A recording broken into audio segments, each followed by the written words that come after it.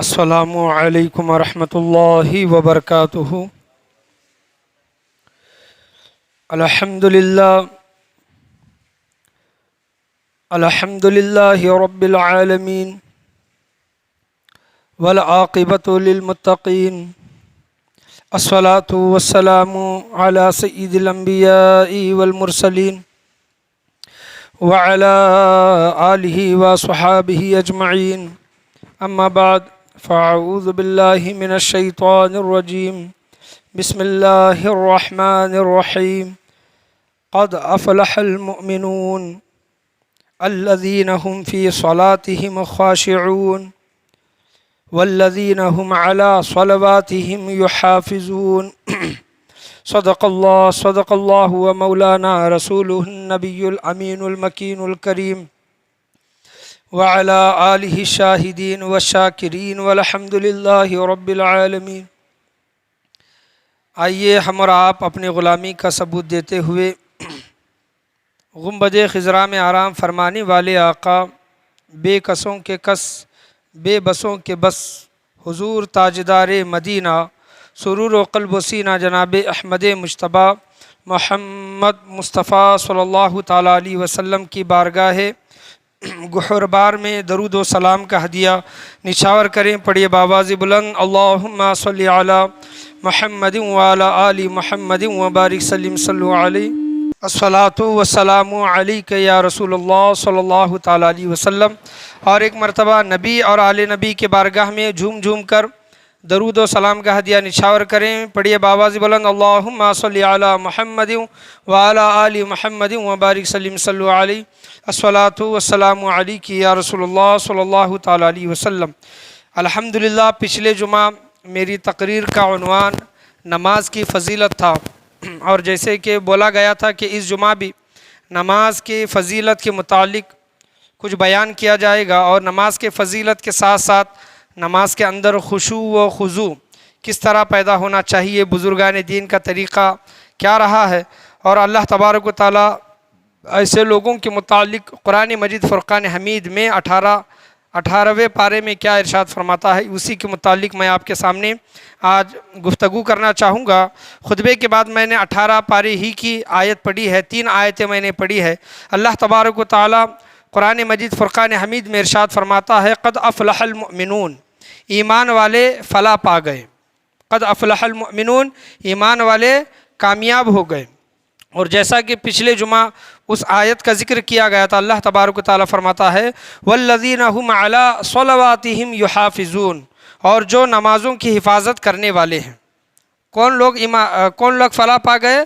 جنہوں نے نمازوں کی حفاظت کی۔ اور آج تیسری آیت میں نے آپ کے سامنے ایک پڑھی ہے، وہ اسی پارے کی ہے۔ اللہ تبارک و تعالیٰ قرآن مجید فرقان حمید میں فرماتا ہے الذین هم فی صلاتہم خاشعون، الذین ہم فی صلاتہم خاشعون، یعنی ترجمہ جو اپنی نماز میں گڑ گڑاتے ہیں۔ کیا کرتے ہیں؟ جو اپنی نمازوں میں گڑ گڑاتے ہیں، اللہ کی بارگاہ میں رجوع کرتے ہیں، تواضع عاجزی و انکساری نمازوں کے اندر جو دکھاتے ہیں۔ اللہ تبارک و تعالیٰ ایسے لوگوں کی نمازوں کے متعلق فرماتا ہے، وہ میرے بندے اللہ والے ایسے ہیں کہ الذین هم فی صلاتہم خاشعون، وہ لوگ کامیاب ہو گئے، فلاح پا گئے، مراد کو پہنچ گئے جو اپنی نماز میں گڑ گڑاتے ہیں۔ تو ہمیں نمازیں کس طرح پڑھنی چاہیے؟ بزرگان دین ارشاد فرماتے ہیں صحابی رسول کہ میں اپنی نماز اس طرح پڑھتا ہوں کہ میں یہ سمجھتا ہوں کہ یہ میری زندگی کی آخری نماز ہے، اور ملک الموت میرے پیچھے ہے، تو یہ میری آخری نماز ہے سمجھ کر میں اس طرح نماز پڑھتا ہوں۔ تو آپ غور کریں، اندازہ کریں کہ اگر کسی کو پتہ چل جائے کہ میں 1 گھنٹے کے اندر مرنے والا ہوں، آدھے گھنٹے کے اندر مرنے والا ہوں، اور اس کو ایک نماز کا وقت ملا ہے، کسی ایک نماز کا، تو وہ نماز کس طرح، کس دل جوئی کے ساتھ، کس طرح خشوع و خضوع کے ساتھ ادا کرے گا، کیونکہ اس کو پتہ ہے کہ اس نماز کے بعد میری روح قبض ہونی ہے، مرنا ہے، تو وہ آخری نماز کو جتنا چاہے اتنا خشوع و خضوع کے ساتھ ادا کرے گا۔ تو بزرگان دین صحابہ کرام یہی ارشاد فرماتے ہیں کہ اپنی ہر نماز کو کیا سمجھو؟ آخری نماز سمجھو۔ اگر تم اپنی ہر نماز کو آخری نماز سمجھو گے تو تمہارے نمازوں کے اندر خشوع و خضوع پیدا ہوگا، جیسا کہ اللہ تبارک و تعالیٰ نے قرآن مجید فرقان حمید میں ارشاد فرمایا ہے۔ نماز کے فضیلت کے متعلق میں آپ کے سامنے بیان کرنا چاہوں کہ نماز کی فضیلتیں بہت زیادہ قرآن مجید احادیث کریمہ میں ہیں، بہت زیادہ آئی ہیں، اور بڑے بڑے بزرگان دین اچھے نیک اعمال کرنے کے باوجود اور ایک ولایت کے اونچے درجے پر پہنچنے کے باوجود بھی اللہ کی بارگاہ میں روتے تھے، گڑ گڑاتے تھے، اللہ کی بارگاہ سے خوف کھاتے تھے۔ حضرت شیخ سعدی رحمۃ اللہ علیہ بیان کرتے ہیں کہ میں مکہ معظمہ خانہ کعبہ کے قریب تھا۔ شیخ سعدی رحمۃ اللہ علیہ بیان کرتے ہیں، یہ بہت بڑے بزرگ ہیں، وہ کہتے ہیں کہ ایک نوجوان خانہ کعبہ کے غلاف پکڑ کر، خانہ کعبہ کا کپڑا پکڑ کر، غلاف پکڑ کر رو رہا تھا، اور اللہ کی بارگاہ میں یہ التجا کر رہا تھا، رو کر گڑ گڑا کر التجا کر رہا تھا، اگر قیامت کے دن میری بخشش و مغفرت نہ ہوئی یا پھر میں تیرے نیک مقبول بندوں میں شمار نہ ہوا تو اے باری تعالیٰ مجھے قیامت کے دن اندھا بنا کر اٹھانا، اللہ اکبر، نابینا بنا کر اٹھانا، کیونکہ میں تیرے نیک بندوں کے سامنے میں اپنے اس چہرے کو نہیں دکھا سکتا، اس وجہ سے مجھے تو اندھا بنا کر، نابینا بنا کر اٹھانا۔ تو حضرت شیخ سعدی رحمۃ اللہ علیہ اس نوجوان کے پاس جا کر پوچھتے ہیں کہ اے نوجوان تم کون ہو؟ توجہ کرتے ہیں، پھر اللہ کی بارگاہ میں یہی دعا مانگتے ہیں۔ تو شیخ سعدی رحمۃ اللہ علیہ جب ان سے پوچھتے ہیں کہ آپ کون ہیں، اس طرح جو دعا مانگ رہی ہیں، آپ کا نام کیا ہے؟ وہ کہتے ہیں کہ میں عبد القادر جیلانی رحمۃ اللہ علیہ ہوں۔ اللہ اکبر۔ حضور غوث اعظم رحمۃ اللہ علیہ جو تمام ولیوں کے ولی ہے، جو تمام ولیوں کے سردار ہیں، میں نے آپ کے سامنے یہی چیز، یہی بات آپ کے سامنے بیان کی کہ بڑے بڑے اونچے درجے پر پہنچنے کے باوجود بھی ان کو اپنے عمل پر یقین نہیں ہوتا، بلکہ یہ خوف کھاتے تھے کہ کہیں میں اللہ کی بارگاہ میں دھتکارا نہ جاؤں، رد نہ کر دیا جاؤں، اس وجہ سے ایسی دعائیں مانگتے تھے کہ اے باری تعالیٰ اگر میں تیرے قیامت کے دن تیرے مقبول بندوں میں نہ ہوا تو مجھے اندھا بنا کر اٹھانا۔ تو ہم اپنی نمازوں پر فخر کرتے ہیں، اپنے اعمال پر فخر کرتے ہیں۔ اللہ تبارک و تعالیٰ صحابہ کرام کے اعمال قرآن مجید سورہ فتح میں کیا ارشاد فرماتا ہے کہ میرے حضور صلی اللہ تعالیٰ علیہ وسلم کے صحابہ کو اگر دیکھیں گے تو وہ کوئی سجدے میں ہوگا، کوئی رکوع میں ہوگا، کوئی اللہ کا فضل تلاش کرتے ہوگا۔ تو اتنے بڑے درجے کے ہونے کے باوجود، درجے پر پہنچنے کے باوجود بھی وہ اپنے اعمال پر یقین نہیں کرتے، بلکہ یہ سوچتے کہ اللہ کی رحمت، اللہ ہمیں بخشش و مغفرت فرما دے تو یہ اللہ کا بہت بڑا فضل و احسان ہے۔ اللہ تبارک و تعالیٰ ایسے ہی لوگوں کے متعلق، کیسے جو اللہ سے ڈر رکھتے ہیں، اللہ سے خوف کھاتے ہیں، نمازوں میں بھی اللہ کا خوف رہتا ہے، الذین ہم فی صلاتہم خاشعون۔ اللہ تبارک و تعالیٰ ایسے لوگوں کے متعلق فرماتا ہے، چاہے وہ انبیاء کرام ہو، صحابہ کرام ہو، اولیاء اعظام ہو، اللہ تبارک و تعالیٰ فرماتا ہے الذین ہم فی صلاتہم خاشعون، جو اپنی نماز میں گڑ گڑاتے ہیں۔ تو نمازیں ہمیں ایسے ادا کرنی چاہیے۔ نماز میں خشوع و خضوع کس طرح پیدا کرنا چاہیے، انشاءاللہ چند واقعات میں آپ کے سامنے بیان کروں گا، لیکن نماز کے متعلق میں آپ کے سامنے ایک چیز بیان کرنا چاہوں کہ بہت سے لوگ نماز سے کتراتے ہیں، نماز نہیں پڑھتے۔ بہت سے لوگوں کو یہ بولا جائے کہ آپ نماز پڑھو تو وہ لوگ کیا کہتے ہیں، کیا پہلی بات ان کی یہ ہوتی ہے کہ ہم پاک نہیں۔ پاکی کس طرح حاصل کرنی چاہیے، غسل کب فرض ہوتا ہے، اور غسل کا طریقہ کس طرح ہے، اور غسل کس طرح کرنا چاہیے، یہ تو پہلا علم ہے، یہ حاصل کرنا ہی چاہیے۔ لیکن بہت سے لوگ کسی کو دور بھگانے کے لیے، اپنی بات کو ہوا میں اڑانے کے لیے کہتے ہیں۔ دوسرا ان کا ایک یہ رہتا ہے کہ بچنے کے لیے نماز سے، وہ کہتے ہیں کہ جب ہم نماز پڑھتے ہیں تو نماز میں ہمارے ذہن میں برے برے خیالات آتے ہیں، نماز میں ہمارا دل نہیں لگتا، نماز میں ہم جب کھڑے ہوتے ہیں تو ہمارا دھیان ادھر ادھر بھٹک جاتا ہے۔ تو اس کے متعلق حضرت مولا کائنات، تمام ولیوں کے ولی، صحابہ کرام میں افضل حضرت مولا کائنات رضی اللہ تعالیٰ عنہ سے کسی نے سوال کیا کہ اگر ہمارا نماز میں دل نہیں لگتا یا پھر ہمارا نماز میں ذہن بھٹک جاتا ہے تو ہم کیا کریں، ایسے جو لوگ نماز نہیں پڑھتے؟ تو حضرت علی المرتضیٰ رضی اللہ تعالیٰ عنہ نے بہت ہی پیارا جواب اور اصلاحی جواب، ایسا جواب دیا ہے کہ یہ جواب سننے کے بعد کوئی یہ نہیں کہے گا کہ میرا نماز میں ذہن بھٹکتا ہے، دھیان بھٹکتا ہے، توجہ نہیں رہتی، اس وجہ سے میں نماز نہیں پڑھتا۔ حضرت علی رضی اللہ تعالیٰ عنہ کا یہ جواب سننے کے بعد کوئی اس چیز کا انکار نہیں کرے۔ حضرت علی رضی اللہ تعالیٰ عنہ بیان کرتے ہیں، ایک مثال دے کر لوگوں کی اصلاح کرتے ہیں، کہتے ہیں کہ تم بتاؤ کہ چور چوری کہاں کرتا ہے، چور چوری کہاں کرتا ہے، اور چور کو پتہ ہوتا ہے تبھی وہ جا کر چوری کرتا ہے، یعنی پہلے تحقیق وغیرہ کر کے پھر کسی گھر میں وہ جا کر چوری کرتا ہے۔ تو لوگوں نے جواب دیا کہ چور چوری وہاں کرتا ہے جس گھر میں سامان ہو، جس گھر میں مال و دولت ہو۔ تو حضرت علی رضی اللہ تعالیٰ عنہ نے کہا کہ شیطان بھی نماز میں اس انسان کو بھٹکاتا ہے، ذہن اس کا بھٹکاتا ہے جس انسان کے پاس ایمان ہو۔ سبحان اللہ، جس انسان کے پاس ایمان ہے تو شیطان اس کا دشمن، چاہے ایمان وہ اعلیٰ درجے پر ہو یا پھر چاہے اس کا ایمان درمیانی ہو یا پھر چاہے اس کا ایمان کمزور ہی کیوں نہ ہو، ایمان ہوتا ہے۔ اگر ایمان والا ہے اور ایمان پر اس کا خاتمہ ہوا ہے اور دنیا میں اس نے کتنے ہی گناہ کیوں نہ کیے ہو، وہ سزا بھگتنے کے بعد ایمان کی دولت کی وجہ سے وہ جہنم سے جنت میں جائے گا وہ انسان۔ حضور صلی اللہ علیہ وسلم کی حدیث کیا ہے کہ اگر کسی کے دل میں رائی برابر، ذرہ برابر بھی ایمان ہوگا تو وہ انسان جنت میں جائے گا، اور یہی ایمان ہماری سب سے بڑی دولت ہے، اور اسی ایمان کی ہمیں اور آپ کو حفاظت کرنی چاہیے کہ آج ہم ایمان کے ساتھ زندہ ہیں، کوشش یہ کرنی چاہیے کہ ایمان کے ساتھ ہی ہمارا خاتمہ ہو، بھرپور کوشش یہ کرنی چاہیے۔ چاہے رشتے ٹوٹتے ہیں، دولت چھوٹتی ہے، کچھ نقصان وغیرہ ہوتا ہے، ٹھیک ہے یہ گوارا کریں، لیکن ایمان ہاتھ سے نہیں جانا چاہیے۔ اگر ایمان ہاتھ سے چلا گیا، آپ پوری دنیا کیوں نہ کما لو، پوری دنیا حاصل کیوں نہ کر لو، کوئی کام کی نہیں، یہ دنیا تک ہی رہے گی۔ تو حضرت علی رضی اللہ تعالیٰ عنہ نے کہا کہ جس کا ذہن نماز میں بھٹکتا ہے تو اس کی ایک نشانی ہے کہ وہ ایمان والا ہے، اور شیطان کو یہ گوارا نہیں، اسی وجہ سے شیطان اس کو نماز میں بھٹکانے کی کوشش کرتا ہے۔ لیکن ایسے لوگ نماز میں ذہن بھٹکنے کے باوجود بھی نماز پڑھتے ہیں، ایسے لوگوں کو اللہ تبارک و تعالیٰ سب سے زیادہ ثواب عطا کرتا ہے۔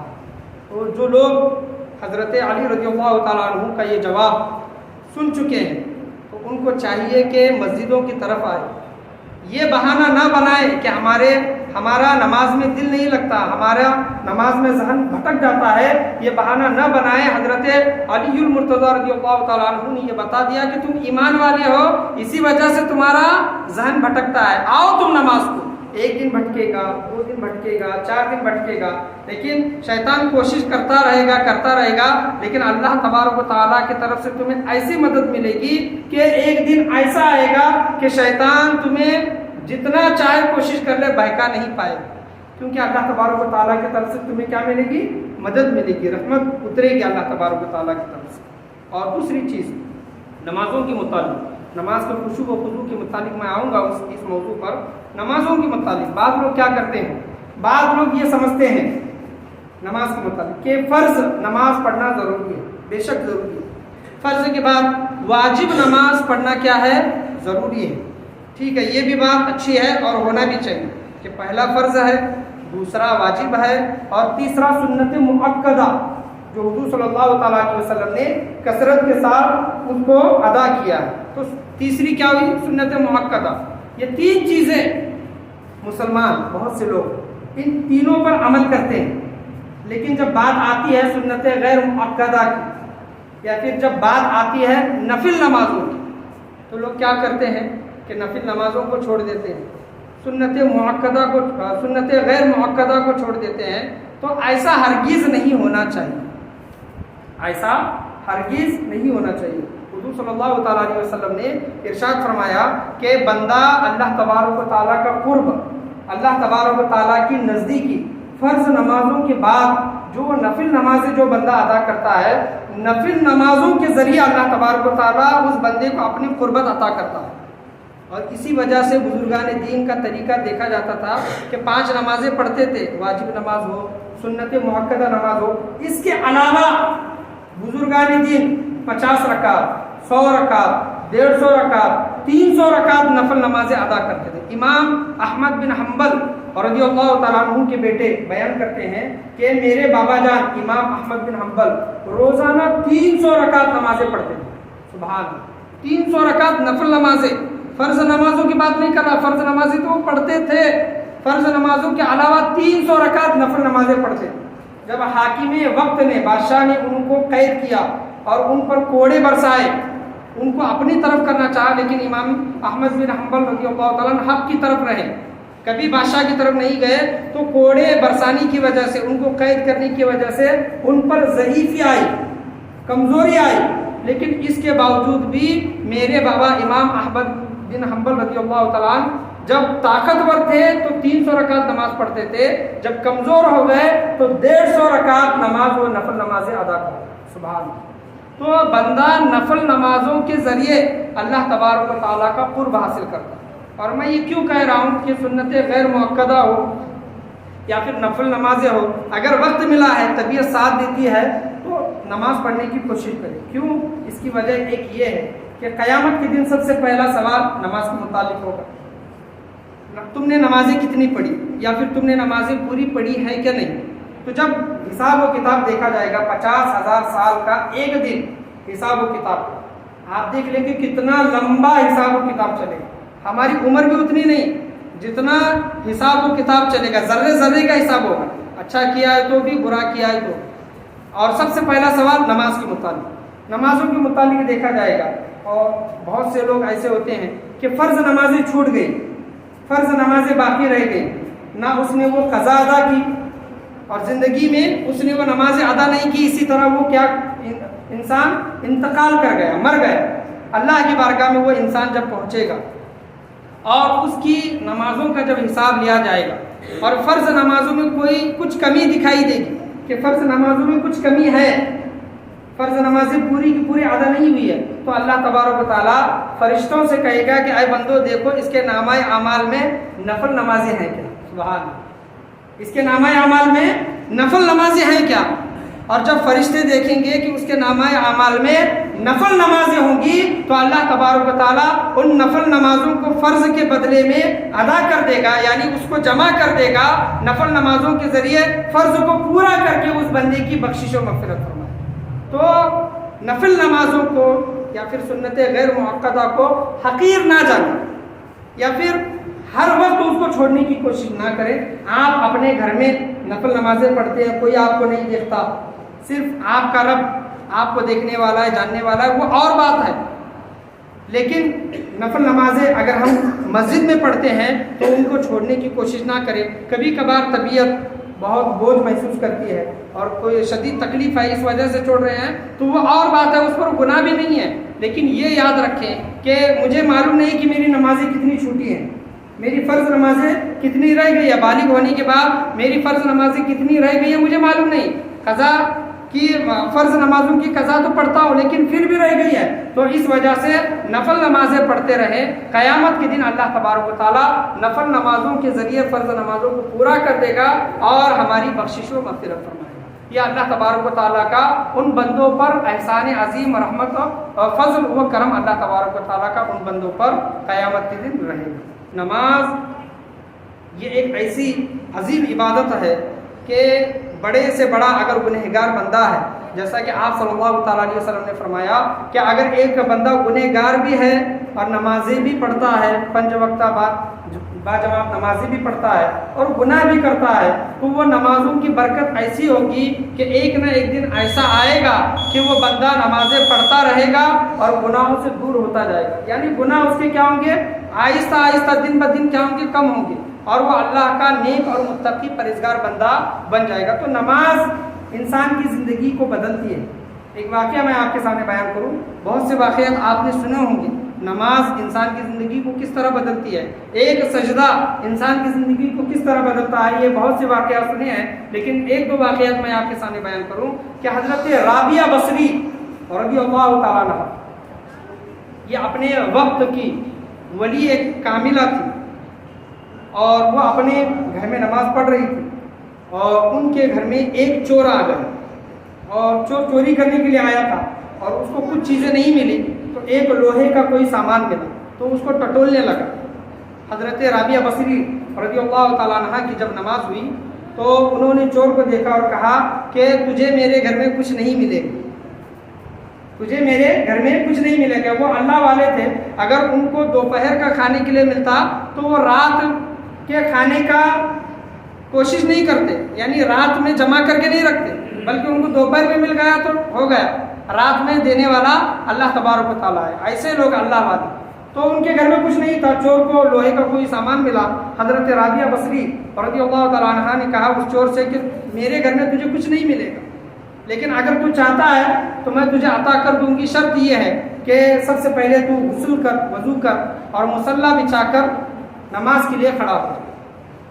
وہ چور وہ جانتا تھا کہ اللہ والی ہے، کچھ نہ کچھ ملے گا، تو وہ غسل کیا، وضو کیا اور نماز کے لیے کھڑا ہو گیا۔ اور جب اس نے پہلا سجدہ کیا، اللہ کی بارگاہ میں پہلا سجدہ کیا، حضرت رابعہ بصری رضی اللہ تعالیٰ عنہ جو اللہ کی ولی کاملہ تھی، ہاتھ اٹھا کر دعا کی کہ اے باری تعالیٰ یہ چور میرے گھر میں آیا ہے، میری بارگاہ سے، میرے گھر سے اس کو کچھ نہیں ملا، میں نے اس کو تیری بارگاہ میں بھیج دیا، میں نے اس انسان کو تیری بارگاہ میں بھیج دیا ہے۔ اے باری تعالیٰ اگر تیری بارگاہ سے بھی کچھ نہیں ملے گا تو یہ ناراض ہو جائے گا، مایوس ہو جائے گا، اے باری تعالیٰ میری دعا کو قبول فرما اور اس کو نیک اور متقی پرہیزگار بندہ بنا۔ حضرت رابعہ بصری رضی اللہ تعالیٰ عنہ نے اللہ کے بارگاہ میں جب دعا کی تو اس چور نے جب پہلا سجدہ کیا، صبح صادق تک اسی پہلے سجدے میں رہا، سجدے سے سر نہیں اٹھایا۔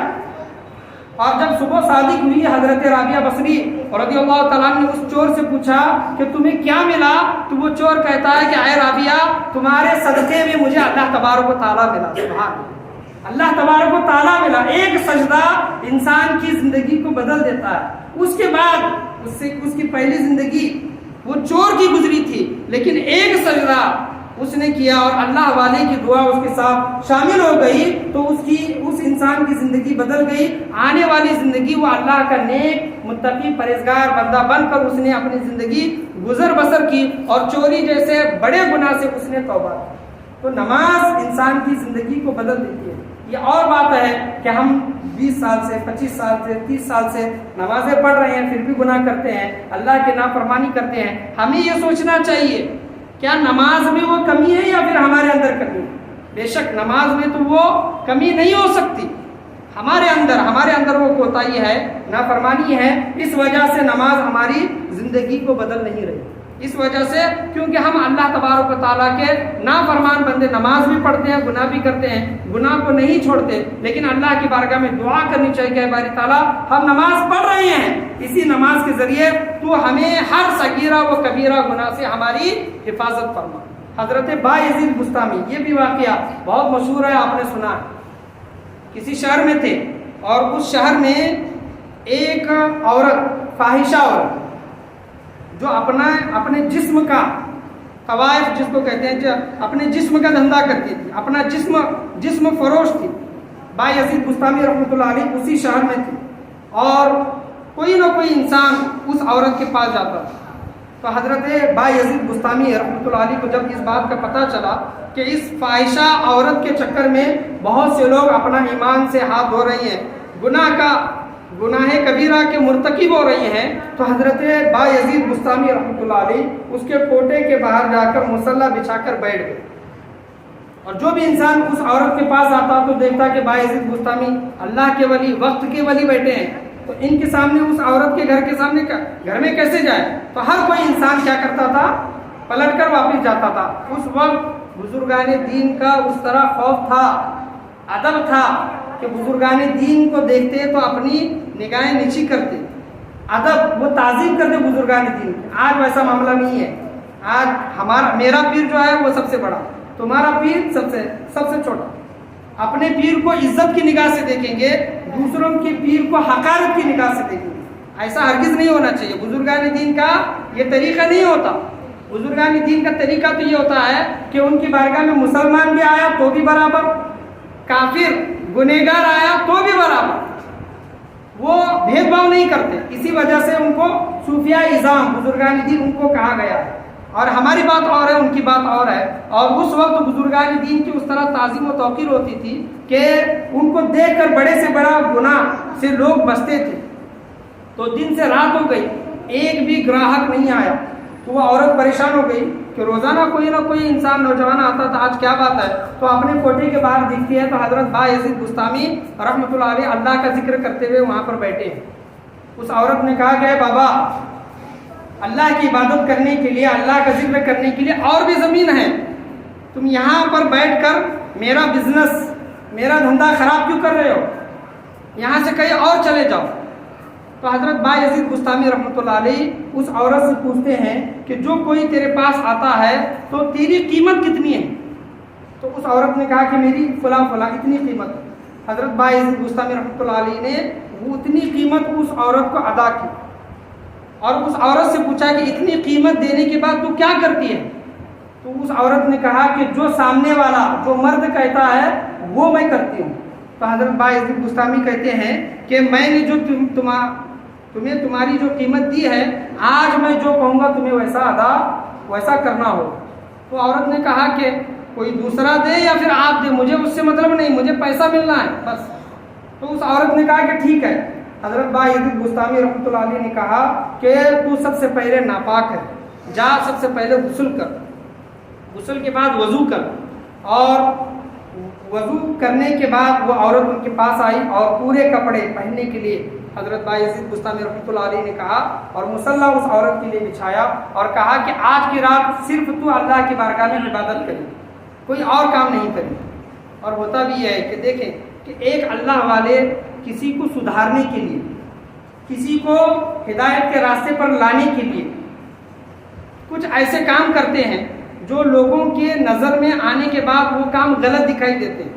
اور ہوتا بھی ہے کہ آنکھوں کا کبھی کبھار آنکھوں کا دیکھا ہوا اور کانوں کا سنا ہوا بھی جھوٹ ہو سکتا ہے، آنکھوں کا دیکھا ہوا بھی غلط ہو سکتا ہے اور کانوں کا سنا ہوا بھی کیا ہو سکتا ہے؟ غلط ہو سکتا ہے۔ مثال کے طور پر دو دوست بات کر رہے تھے، ایک دوست نے کہا کہ وہ بہت برا ہے، اس میں سے تیسرا دوست آیا، وہ دو دوست خاموش ہو گئے۔ تیسرے نے کیا سوچا کہ یہ میرے متعلق بات کر رہے ہیں۔ کانوں کا سنا ہوا غلط ہو سکتا ہے۔ کوئی انسان ایک عورت کو پردے کے ساتھ حجاب میں بٹھا کر گاڑی پر بٹھا کر لے جا رہا ہے، کوئی دیکھنے والا کیا دیکھے گا؟ یہ کوئی غیر عورت ہے، غیر محرم ہے، ہو سکتا ہے وہ اس کی ماں ہو سکتا ہے وہ اس کی بہن ہو سکتا ہے وہ اس کی بیوی ہو سکتا ہے وہ اس کی بیٹی ہو، محرم ہو، غیر محرم نہ ہو تو، لیکن ہو سکتا ہے آنکھوں کا دیکھا ہوا، کانوں کا سنا ہوا بھی جھوٹ ہو سکتا ہے۔ تو لہٰذا ہمیں یہ چاہیے کہ کوئی بھی بات ہم تک پہنچے تو پوری تحقیق کیے بغیر اس بات پر یقین نہ کیا جائے، پوری بات تحقیق کیے بغیر فوراً یقین نہ کرے کوئی بھی بات۔ اور آج کا زمانہ بھی ویسا زمانہ ہے، فوراً کوئی کسی بات پر یقین نہ کرے، پہلے تحقیق کرے، پھر یقین کرے، پھر بات کو اگر آگے پہنچانا ہے تو پہنچانے کی وہ کوشش کرے۔ آج کا زمانہ ایسا ہی ہے کہ غلط افواہیں پھیلتی ہے، اسی پر لوگ زیادہ تر عمل کرتے ہیں۔ حضرت بایزید بستامی رحمۃ اللہ علیہ کے یہ واقعہ کیوں میں بیان کر رہا ہوں کہ شہر کے جتنے بھی مرد حضرات تھے اس گناہ میں مبتلا ہو رہے۔ حضرت بایزید بستامی رحمۃ اللہ علیہ کو اس کوٹھی میں جاتا دیکھ کر کسی انسان نے کہا کہ ہائے، یہ ایک ہی نور تھا، روشن تھا، روشنی تھی جو لوگوں کو راہ دکھاتی تھی، آج وہ بھی غلط راستے پر چلے گئے۔ تو اصل مقصد وہ نہیں تھا، ان کو سیدھے راستے پر لانا تھا۔ جب وہ عورت مصلی پر آئی اور اس نے نماز ادا کی تو حضرت بایزید بستامی رحمۃ اللہ علیہ نے اللہ کی بارگاہ میں ہاتھ اٹھا کر دعا کی کہ اے باری تعالیٰ، اس بندی کو یہاں تک لانا میرا کام تھا، اے باری تعالیٰ اس بندی کو یہاں تک مصلی تک لانا، تیری عبادت تک لانا میرا کام تھا، یہاں سے آگے اس کا دل پھیر دینا، ہدایت سے اس کا دل پھیر دینا اے باری تعالیٰ تیرا کام ہے۔ جب وہ بندی اللہ اکبر کہہ کر جو اس نے نماز کے لیے جب رکعت باندھی اور حضرت بایزید بستامی رحمۃ اللہ علیہ کی دعا، اس بندی کی زندگی بدل گئی۔ اس کے بعد اس بندی نے جو اپنی زندگی گزاری تو اپنے وقت کی ولیہ بن کر اس دنیا سے وہ بندی گئی۔ اللہ یہ اللہ والوں کا حال ہے۔ اور نماز کی اتنی بڑی فضیلت ہے کہ نماز انسان کے گناہوں کو تو دھوتی ہے ہی، لیکن بڑے سے بڑا اگر گنہگار بندہ ہے، اگر وہ نماز پڑھتا ہے تو نماز کی بدولت اس پر ایک ایسا وقت آتا ہے کہ اللہ تبارک و تعالیٰ اس نماز کے صدقے میں اس کی زندگی کو بدل دیتا ہے۔ حضرت مولا علی رضی اللہ تعالیٰ یہ انیس الواعظین صفحہ نمبر 33 کا یہ واقعہ ہے۔ انیس الواعظین انوار البیان میں بھی یہ واقعہ آیا ہے کہ الذین هم فی صلاتہم خاشعون، نماز میں جو اللہ سے گڑ گڑاتے ہیں اور نماز میں ان کا خشوع و خضوع کس طرح رہتا ہے۔ حضرت مولا کائنات علی المرتضیٰ رضی اللہ تعالیٰ ان کے پنڈلی میں ایک تیر یا پھر خنجر لگا، اور وہ تیر اتنا اندر گھس گیا تھا کہ وہ تیر نکال نہیں سکتے تھے۔ یہ واقعہ آپ کو پتا ہے، لیکن نماز کے اندر خشوع و خضوع کس طرح پیدا ہونا چاہیے، یہ میں واقعہ حاصل کرنے کے لیے میں یہ بیان کر رہا ہوں کہ نکالنے کی کوشش کرتے تو وہ تیر نہیں نکلتا۔ تو کسی نے مشورہ دیا کہ یہ تیر ان کو بہت ہی تکلیف دے رہا ہے، لہٰذا ایک آپ کام کریں کہ حضرت علی رضی اللہ تعالیٰ جب نماز میں کھڑے ہوتے ہیں تو انہیں دنیا کا کچھ بھی خیال نہیں رہتا کہ کیا ہو رہا، کوئی بھی تکلیف انہیں محسوس نہیں ہوتی۔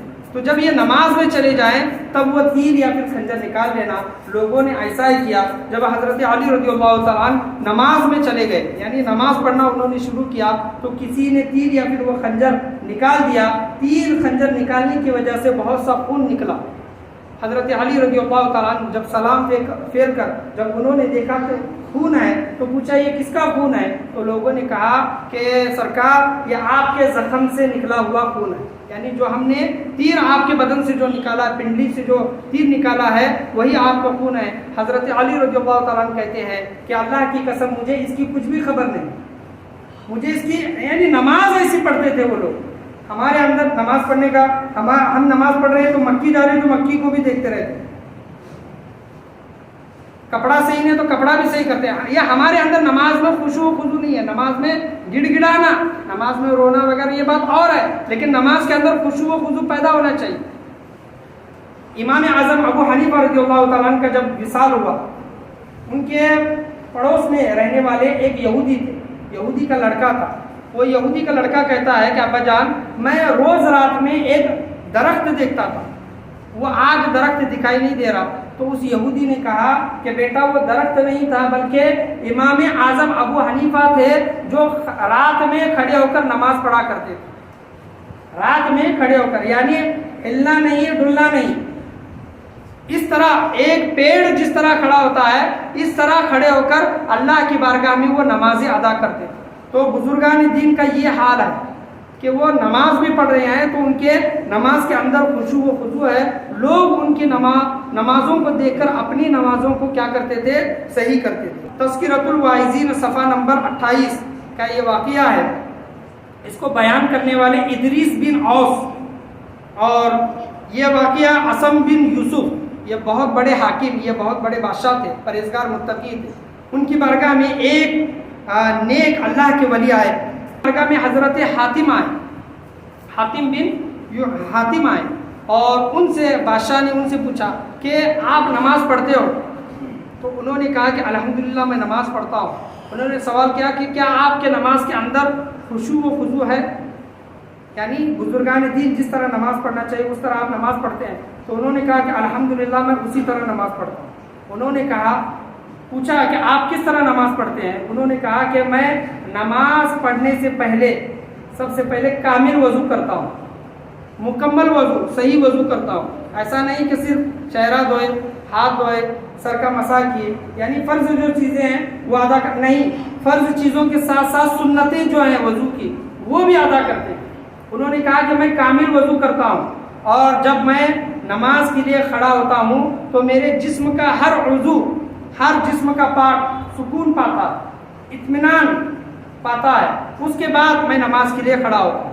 اور جب میں نماز کے لیے کھڑا ہوتا ہوں میرے دونوں آنکھوں کے درمیان کعبۃ اللہ رہتا ہے، اور میرے سینے میں مقام ابراہیم، اور جب میں نماز کے لیے کھڑا ہوتا ہوں تو میرے دونوں پیر پل صراط پر، بزرگان دین کی نماز دیکھیں، وہ کہتے ہیں کہ میرے دونوں پیر پل صراط پر، میں یہ تصور کرتا ہوں، اور میری سیدھی جانب جنت اور بائیں جانب الٹی جانب جہنم اور پیچھے ملک الموت ہے، یہ تصور کر میں نماز پڑھتا ہوں، اور یہ حالت پوری نماز ہونے تک یہی میری حالت رہتی ہے۔ تو عاصم بن یوسف نے کہا کہ آپ یہ نماز کتنے سال سے پڑھ رہے ہیں؟ انہوں نے کہا کہ میں یہ نماز قریباً 30 سال سے پڑھ رہا ہوں۔ اللہ، یہی نماز تصور دیکھیں کہ آنکھوں کے سامنے کعبۃ اللہ، سینے میں مقام ابراہیم، دونوں پیر پل صراط پر، ایک طرف جہنم ایک طرف جنت اور پیچھے ملک الموت، پوری نماز ہونے تک یہی تصور اور اللہ کا تصور رکھ کر میں نماز پڑھتا ہوں، اور 30 سال سے میں یہ نماز پڑھ رہا ہوں۔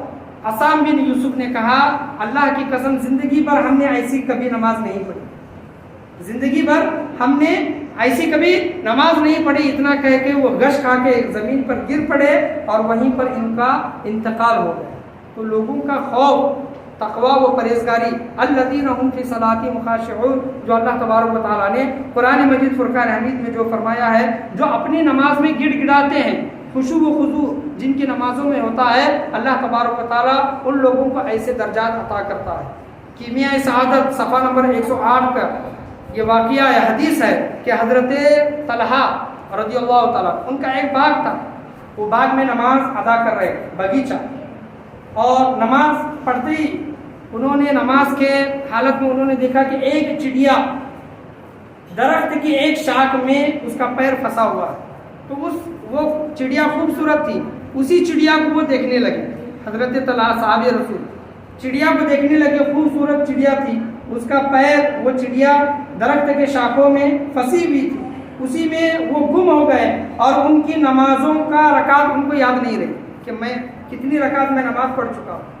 اور جب انہوں نے نماز مکمل کی، حضور صلی اللہ تعالیٰ علیہ وسلم کی بارگاہ میں آ کر یہ اپنا معاملہ پیش کیا اور کہا کہ یا نبی صلی اللہ تعالیٰ علیہ وسلم، جب یہ باغ میرے نماز کے بیچ میں آتا ہے، اس باغ کی وجہ سے، اس باغیچے کی وجہ سے میرے نماز میں خشوع و خضوع ٹوٹ جاتا ہے، تو میں ایسے باغ کو اپنے پاس نہیں رکھوں گا، بلکہ ایسے باغیچے کو، ایسے باغ کو میں صدقہ کر دیتا ہوں، ایسے باغیچے کو کیا کرتا ہوں، میں صدقہ کر دیتا ہوں۔ انہوں نے وہ اپنے پاس نہیں رکھا، ایک نماز میں یہ ان کے ساتھ یہ معاملہ ہوا، تو جس کی وجہ سے ایسا معاملہ ہوا انہوں نے اس کو جڑ سے ہی مٹا دیا۔ اور ہمارا حال دیکھیں کہ جب ہم نماز پڑھتے ہیں تو ہمارا ذہن مارکیٹوں میں، گھروں میں، کاروبار میں ہمارا رہتا ہے۔ جب ہم نماز میں آ رہے ہیں تو حضور صلی اللہ تعالیٰ علیہ وسلم نے فرمایا کہ تم نماز ایسی پڑھو کہ تم خدا کو دیکھ رہے ہو۔ تو ہم اپنی سر کی آنکھوں سے خدا کو دیکھ نہیں سکتے، ہمارے اندر اتنی طاقت نہیں ہے کہ ہم خدا کو دیکھیں۔ تو حضور صلی اللہ تعالیٰ علیہ وسلم نے دوسرا طریقہ بتایا کہ اگر تم نماز کی حالت میں خدا کو نہیں دیکھ سکتے تو یہ تصور کرو کہ اللہ تبارک و تعالیٰ ہمیں دیکھ رہا ہے۔ جب یہ تصور آ جائے گا تو ذہن سے ہر خیال، ہر وسوسہ، جو بھی غفلت ہے، وہ تمام کی تمام چیزیں دور ہو جائیں۔ اس کے باوجود بھی اگر کسی کو نماز میں ڈسٹرب ہوتا ہے، نماز میں برے خیالات یا پھر الگ باہر کے خیالات وغیرہ آتے ہیں، تو آپ ان خیالات کی وجہ سے نمازوں کو نہ چھوڑیں، نمازوں کا دامن نہ چھوڑیں، نمازوں کو پڑھتے رہے، انشاءاللہ عزوجل ایک نہ ایک دن وہ برے خیالات آج نہ کل ختم ہو جائیں گے، اور جو اللہ والے جس طریقے پر نماز پڑھتے تھے اسی طریقے پر ہمیں بھی نماز پڑھنے کا موقع ملے گا انشاءاللہ عزوجل۔ نمازیں چھوڑنے کا سزا، وعید اللہ تبارک و تعالیٰ نے، اور احادیث کریمہ میں کیا یہ ہے، انشاءاللہ آنے والے جمعہ میں بیان کرنے کی کوشش کی جائے گی۔ اللہ سے دعا ہے کہ اللہ تبارک و تعالیٰ ہم تمام لوگوں کو بولنے سننے سے زیادہ عمل کرنے کی توفیق عطا فرمائے۔ اللہ تبارک و تعالیٰ قرآن مجید فرقان حمید کے 18ویں پارے میں ارشاد فرماتا ہے، بسم اللہ الرحمن الرحیم، قد افلح المؤمنون، ایمان والے فلاح پا گئے، والذین هم علی صلواتہم یحافظون، اور جو نمازوں کی حفاظت کرنے والے، نمازوں کی حفاظت سے مراد نمازوں کو اپنے وقت میں ادا کرنا۔ اور تیسری آیت میں نے پڑھی، الذین هم فی صلاتہم خاشعون، جو اپنی نمازوں میں گڑ گڑاتے ہیں، اپنی نماز میں کیا کرتے ہیں، گڑ گڑاتے ہیں ایسے لوگ مراد کو پا گئے، فلاح پا گئے، کامیاب ہو گئے۔ تو انہی لوگوں کے نقش قدم پر چلنے کے اللہ تبارک و تعالیٰ ہم تمام لوگوں کو توفیق و رفیق عطا فرمائے۔ آج کے بیان میں بولنے میں، سننے میں، سمجھنے میں، سمجھانے میں کسی بھی قسم کی غلطی، کمی بیشی، کوتاہی، خامی، بھول چوک ہوئی ہو، اللہ تبارک و تعالیٰ اپنے فضل و کرم سے اسے معاف عطا فرمائے، اور ہمیں صحیح طریقے پر نمازیں ادا کرنے کی، پڑھنے کی، اور وقت پر نمازیں پڑھنے کی اللہ تبارک و تعالیٰ ہم تمام لوگوں کو توفیق و رفیق عطا فرمائے۔ لا الہ الا اللہ محمد رسول اللہ صلی اللہ تعالیٰ علیہ وسلم، وآخر دعوانا ان الحمد للہ رب العالمین۔